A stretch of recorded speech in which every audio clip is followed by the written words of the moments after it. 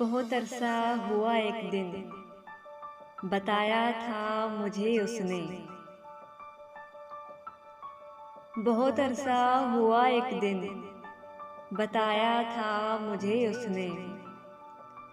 बनाना कुछ नहीं आता, बनाती हूँ तो बस चाय। बनाना कुछ नहीं आता, बनाती हूँ तो बस चाय। और इस बात पे अक्सर हंस देना ही आदत थी। और इस बात पे अक्सर हंस देना ही आदत थी। बनाना कुछ नहीं आता, बनाती हो तो बस चाय।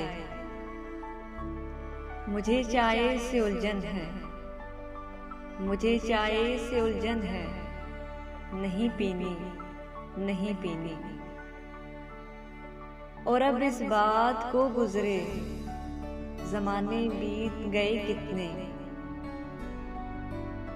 और अब इस बात को गुजरे ज़माने बीत गए कितने। नहीं मालूम मुझे कि अब कैसी है और कहाँ है वो। नहीं मालूम मुझे कि अब कैसी है और कहाँ है वो। मगर अब चाय पीता हूँ, बड़ी हसरत से पीता हूँ। मगर अब चाय पीता हूँ, बड़ी हसरत से पीता हूँ। बहुत कसरत से पीता हूँ। बहुत अरसा हुआ एक दिन, बताया था मुझे उसने। बनाना कुछ नहीं आता, बनाती हूँ तो बस चाय।